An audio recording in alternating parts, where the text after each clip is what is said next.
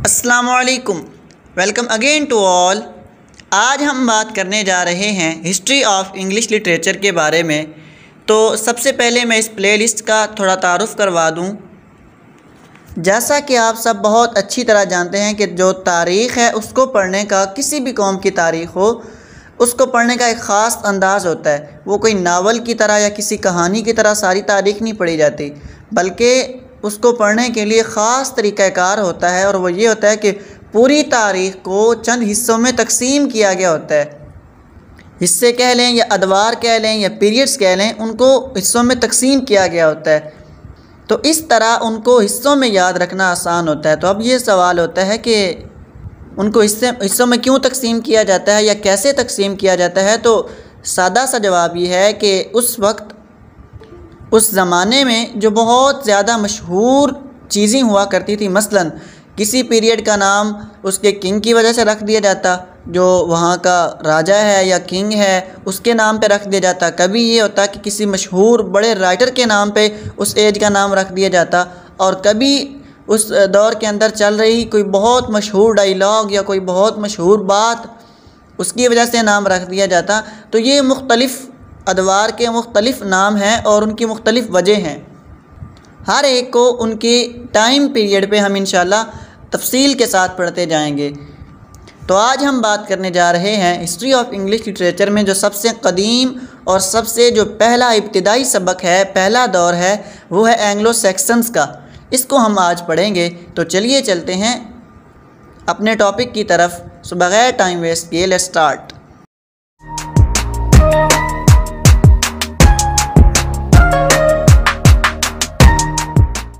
एक बात याद रखिए कि किसी भी चीज़ को शुरू करने से पहले एक बात का जानना ज़रूरी है कि इस चीज़ को शुरू कैसे करना है, इस चीज़ की इब्तदा कैसे करनी है। कोई भी काम करने लगें, कोई भी चीज़ हम सर अंजाम देने लगें, तो हर एक काम का एक अपना अंदाज़ होता है। तो जैसा कि मैंने पहले बताया कि हिस्ट्री का एक अपना अंदाज़ है, इसको अदवार में तकसीम करके पढ़ा जाता है। तो इंग्लिश लिटरेचर का जो सबसे पहला और सबसे कदीम दौर है वो एंग्लो सैक्सन्स का है। तो इसको हम शुरू करने जा रहे हैं। इससे पहले मैं एक बात बता दूं कि मेरा तरीक़ाकार ये होगा कि मैं जो भी पीरियड डिस्कस करने लगूंगा, सबसे पहले उस पीरियड का जो नाम है, जैसे यहाँ पे एंग्लो सैक्सन्स है, उस नाम की वजह तस्मिया बयान करूँगा कि ये नाम इस नाम से क्यों पुकारा जाता है, यही क्यों है, कोई और क्यों नहीं है। तो सबसे पहले उस नाम की वजह तस्मिया, उसके बाद उस दौर के किंग यानी उस दौर में जो राजा हैं, उस दौर के अंदर जो बादशाह रहे हैं और या उनकी क्वींस हैं, उनके नाम। तीसरे नंबर पे जो उसके बहुत इम्पोर्टेंट फिगर्स हैं, यानी उस वक़्त हालात व वाक़यात कैसे थे, जंगो जदल का ज़माना था या अमन सकून वाले हालात थे, तो इस चीज़ को बयान करेंगे। तीसरे नंबर पे उस दौर के सबसे मशहूर तरीन जो राइटर्स थे और उनके जो सबसे बड़े वर्क्स थे, जो कि आज तक सर्वाइव करते आ रहे हैं और जो पीछे ख़त्म हो चुके हैं, उन सब को डिटेल के साथ एक बड़ी तरतीब और सीक्वेंस के साथ लेकर हम चलेंगे। तो मैं इस अंदाज़ में बयान करने की कोशिश करूँगा कि एक बार सुनने के बाद मुझे उम्मीद नहीं है कि आप कभी भूल जाएं। सो इसलिए आपने बहुत गौर से सुनना है, तभी जाकर कुछ समझ आएगी। तो आज जो है एंग्लो सैक्सन्स, इसको शुरू करते हैं। तो अपने तरीक़े के मुताबिक सबसे पहले हमें ये जानना है कि एंग्लो सैक्सन्स को एंग्लो सैक्सन्स क्यों कहते हैं। यहाँ पे एक और सवाल का भी हमें जवाब मिल जाता है कि इंग्लिश लिटरेचर की या इंग्लिश लैंग्वेज की इब्तदा कब से हुई, कहाँ से हुई। तो उस बात का जवाब इसी में हमें मिलेगा। तो जवाब ये है कि जो पहले पुराना बरतानिया होता था ना, ब्रिटेन, उसके अंदर कुछ दो ट्राइब्स रहा करते थे, एक केल्ट्स और एक रोमन्स। जो केल्ट्स थे वो वहाँ के रहने वाले थे और जो रोमन्स थे वो रोम से आए हुए थे।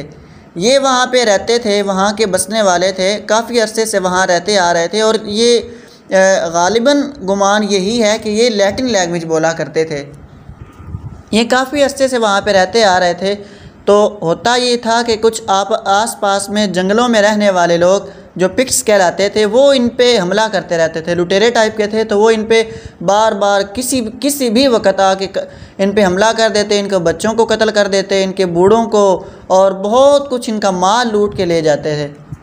शुरू में तो अपना दिफा करने की कोशिश करते रहे, लेकिन आखिरकार जब नाकाम हो गए तो जो रोमन्स थे उन्होंने कहा कि भाई हम जाते हैं अपने मुल्क। केल्ट्स को कहा आप अपना दिफा खुद करें, आप जाने, आपका काम जाने, हम यहाँ से जा रहे हैं। तो तकरीबन 15 से 20 साल के अर्रे में वो सारे के सारे रोमन्स वहाँ से चले गए। उसके बाद अब पीछे रह गए केल्ट्स। अब वो अकेले तो उनका दिफा कर नहीं सकते थे।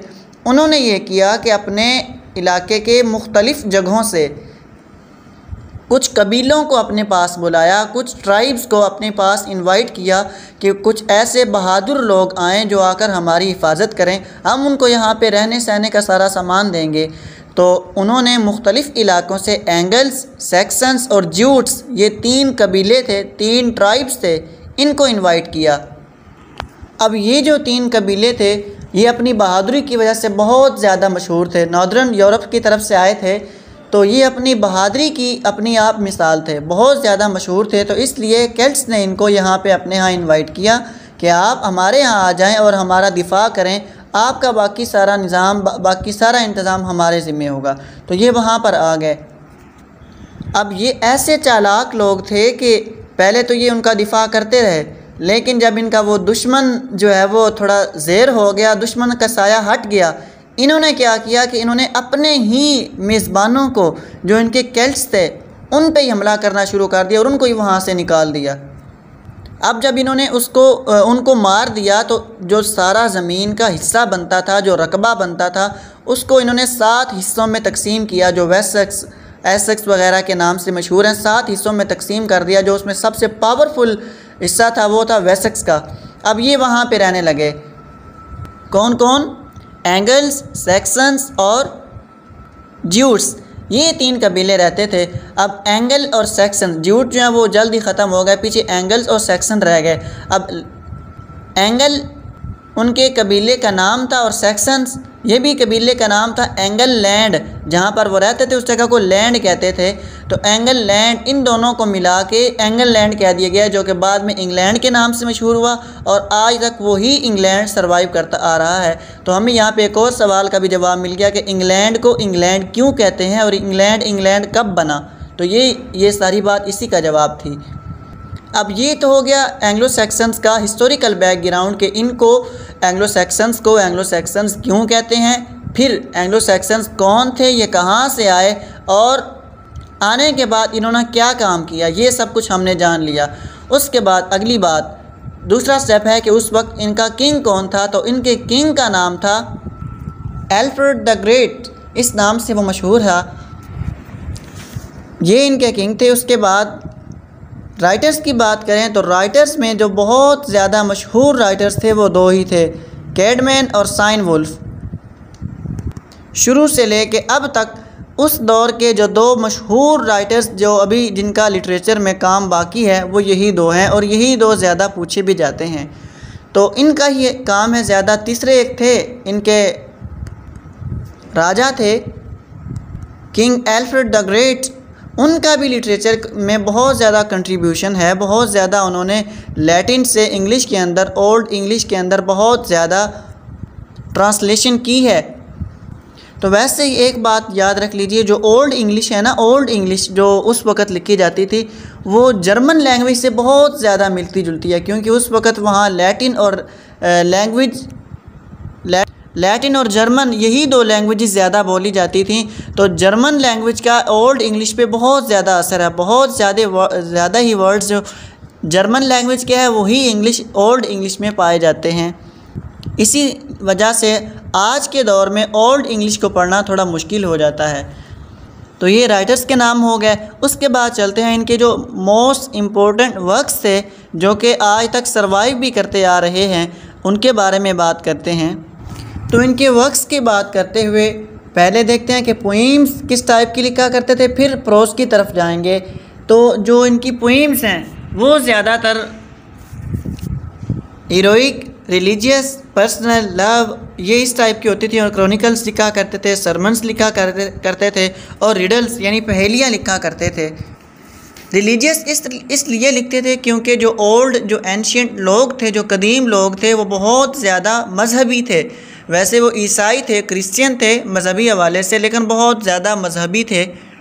उसके बाद लव पोइम्स, इसी तरह हीरोइक पोइम्स। तो उस वक़्त क्योंकि बहादुरी की ही ज़्यादा बातें हुआ करती थी, जंगो जिदाल का ज़माना था, तो उस वक़्त जो बंदा बहुत ज़्यादा उनके अंदर ताकतवर होता, बड़ा लड़ने में तेज़ होता, तो उसके ऊपर ये हीरोइक पोइम्स लिखा करते। तो ये इनकी कुछ मेन टाइप्स ऑफ पोइम्स हैं। इन पोइम्स के अंदर ये राइम और रिदम की बजाय एलिट्रेशन और मेटाफर वगैरह का यूज़ किया करते थे और सिमुली वगैरह का यूज़ किया करते थे। अब यहाँ तक हमने पढ़ लिया कि एंग्लो सैक्सन्स कौन थे, कहाँ से आए और इंग्लिश लैंग्वेज कैसे वजूद में आई। तो यहाँ पे मैंने आपको इंग्लिश लैंग्वेज के पैदाइश के बारे में मैंने आपको बताया कि जो अल्फ्रेड द ग्रेट है उसका बहुत ज़्यादा कंट्रीब्यूशन है। तो वो क्या किया करता था कि जो रोमन्स मिशनरी थे वो बहुत ज़्यादा पढ़े लिखे होते थे, उनसे लैंग्वेज को सीखता और फिर अल्फ़ाबेट्स उसने उसी से सीखे हैं, फिर उनको इंग्लिश में कन्वर्ट करता। बाइबल को बहुत ज़्यादा इन्हें ट्रांसलेट किया इसी लैटिन से अल्फ़ाबेट्स लेके। तो ये कुछ इस तरह की पोइम्स लिखा करते थे। अब जो इनकी बहुत ज़्यादा मशहूर तरीन वर्क्स हुए हैं वो दो हैं। टोटल वैसे तकरीबन 400 के करीब मैनोस्क्रिप्ट्स हैं जो इन्होंने लिखे थे, लेकिन आज तक सरवाइव नहीं कर सके, आज तक हमारे यहाँ वो ज़िंदा सलामत नहीं पहुँच सके, इसलिए हम उनको यहाँ पे जिक्र नहीं कर रहे। तो हम तक जो उनकी दो चीज़ें पहुँची हैं वो दो पोइम्स हैं, दो एपिक्स हैं। एक का नाम है ब्यूवुल्फ और दूसरी विडसिथ। जो ब्यूवुल्फ है ये 3182 लाइनों पर मुश्तमिल है, जिसका शुरू वाला हिस्सा थोड़ा सा गुम है, लेकिन बाकी ये सारी सही सलामत हमारे पास पहुंची है। इसके राइटर का नाम मालूम नहीं है। इसी तरह विडसिथ ये भी थोड़ी बहुत गुमी हुई है, लेकिन अब तक सरवाइव कर चुकी है। ब्यूवुल्फ को इंग्लैंड की नेशनल एपिक के होने का भी एजाज़ मिलता है, क्योंकि ये बहुत ज़्यादा कदीम है। सबसे पहली लैंग्वेज में लिखी गई एपिक है, इंग्लिश लैंग्वेज में सबसे पहली जो एपिक लिखी गई वो ये ब्यूवुल्फ ही है। तो यहाँ तक हमने देख लिया कि इसके किंग का नाम और उसके बाद इनकी पोइम्स, ये लिटरेचर के अंदर इनका क्या काम था, पोइम्स को किस टाइप में लिखा करते थे, और उनकी पोइम्स की दो मशहूर मिसालें भी हमने पढ़ ली। उसके बाद आते हैं प्रोज़ की तरफ। तो प्रोज़ में एक बहुत मशहूर इनकी मिसाल मिलती है, वो है role of the women. Role of the women का में क्या होता है कि अब देखें कि जिस वक़्त पहले लोग हुआ करते थे उनके अंदर जब एक बार किसी बात से दुश्मनी स्टार्ट हो जाती, कोई लड़ाई हो जाती, तो बहुत साल गुजर जाते, सदियां तक गुजर जाती, लेकिन वो लड़ाई ख़त्म होने का नाम नहीं लेती थी। दो बंदे लड़ाई करते थे, उनकी नस्लें तक आगे इसी लड़ाई के अंदर गुजर जाती थी। अब वो लड़ाई ख़त्म करने का हल सिर्फ़ और सिर्फ एक ही था, और वो ये था कि जो एक कबीला है उसकी दूसरे कबीले में किसी मुअज़्ज़ज़ बंदे के साथ शादी कर दी जाए। एक कबीले की औरत की दूसरी कबीले के मर्द के साथ शादी कर दी जाए, तो ये औरत को ये एजाज़ हासिल था कि वो दोनों कबीलों की लड़ाई की जंगबंदी का, जो उनकी लड़ाई के रोकने का सबब बनती थी। तो इस पर रोल ऑफ़ वूमेन पे लिखा गया, बहुत ही खूबसूरत है। तो ओल्ड इंग्लिश में बहुत ज़्यादा जो मेन चीज़ें थी वो यही थी जो मैंने आपको बता दी हैं। इनके किंग के नाम, मेन राइटर्स के नाम, मेन वर्क्स बता दिए, और बस यही चीज़ें हैं जो हमें याद रखनी हैं। इससे ज़्यादा कोई चीज़ ऐसी नहीं है कि जो अगर हमने ना की तो कोई बहुत बड़ी मिस्टेक हो जानी है। वैसे कुछ चीज़ें हैं छोटी मोटी हैं, लेकिन वो इतनी ज़रूरी नहीं है। ये चीज़ें जो बहुत ज़्यादा मशहूर हैं, जो बहुत ज़्यादा पढ़ाई जाती हैं, जो बेसिक चीज़ें हैं जिनका जानना हमारे लिए ज़रूरी है, वो यही हैं। तो आई होप कि यहाँ तक समझ आ गई होगी। जो हिस्ट्री ऑफ इंग्लिश लिटरेचर के स्टूडेंट हैं उनको ये बात पता होनी चाहिए कि जब वो काफ़ी हिस्सा पढ़ लेते हैं, यानी 5, 6, 7 अदवार इसके पढ़ लेते हैं, तो एंग्लो सैक्सन्स में से लॉन्ग क्वेश्चन नहीं आता होता, इसमें से शॉर्ट क्वेश्चन ही आम तौर पे आते हैं। तो वो इन्हीं में से आते हैं जो हमने अभी पढ़ लिए हैं। तो आई होप कि यहाँ तक आपको अच्छी तरह समझ आ गई होगी। फिर अगर किसी को किसी बात में कोई इशू हो तो मुझसे कमेंट सेक्शन में पूछ सकते हैं। And thank you so much for watching. अल्लाह हाफिज़।